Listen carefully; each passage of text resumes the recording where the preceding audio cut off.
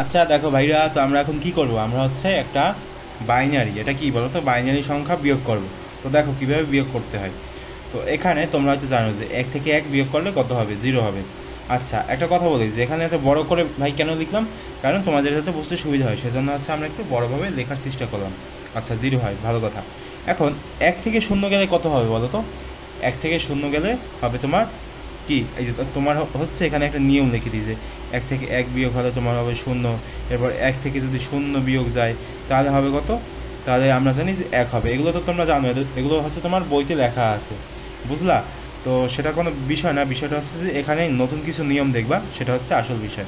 তো দেখো এখানে কি হবে, এখানে হবে তোমার 1। আচ্ছা, তো এখন 0 থেকে 1 গেলে থাকবে কত? 0 থেকে কিন্তু আমার 1 বিয়োগ করা যায় না। কেন যায় না? কারণ এই যে তোমার বাইনারিতে মানে মনে করো যে এখানে তো 1 আছে, 1 কিন্তু 0 থেকে কত বড়, সেজন্য এখন তুমি যে এই যে বাইনারির বেস কত, 2 না? সেই 2 তুমি এখানে যোগ করবা, ঠিক আছে? তো যোগ করলে এখন 2 থেকে 1 বিয়োগ করবা, কত আসবে এখানে ভাই? এখানে আসবে 1। তো এই যে তুমি যে 2টা এখানে যে যোগ করলা, ঠিক আছে? তো 2 যদি তুমি এখানে যোগ করো তাহলে এই যে নিচে বাম পাশে একটা 1 থাকবে না, মানে নিচে বাম পাশে যে একটা থাকবে বা 0 থাকুক তার সাথে তুমি 1 যোগ করতে হবে, ঠিক আছে? তুমি কি করবা, 1 যোগ করবা। 2 নিয়েছো, তার মানে এই না যে এখানে 2 যোগ করতে হবে, 2 যোগ করতে হবে না, এখানে 1 যোগ করতে হবে। তো 1 যোগ করলা, এখন মনে করো যে তুমি এখানে 1 যোগ করলা। তো 1 যোগ করলা তার মানে কি, এখন এখানে এই যে 1 আর এই প্লাস 1 কত হলো, 1 হলো। তার মানে সরি 2 হলো, ঠিক আছে? তার মানে এখানের যে যোগফল সেটা হচ্ছে 2। তো এই যে 2 এই 0 থেকে কিন্তু কি বলো তো বড়, তার মানে কি এখন আমার এখানে আবার কি নিতে হবে, বাইনারির যে বেস সেটা এখানে যোগ দিতে হবে। কারণ যখনই বড় হয়ে যাবে এই যে নিচের সংখ্যাটা, তখন উপরের সংখ্যার সাথে 2 বাইনারির যে বেস সেটা যোগ করতে হবে। তো যোগ করলাম, এখন 2 থেকে এখানে 2 না, সেই 2 বিয়োগ করো, কত হবে এখানে ভাই? এখানে হবে হচ্ছে তোমার 0। কেন 0 হবে? কারণ 2 থেকে 2 তুমি বিয়োগ করেছো, এই যে 2 না, 2 থেকে 2 বিয়োগ করছো, কত হবে? 0 হবে, আমরা সবাই জানি।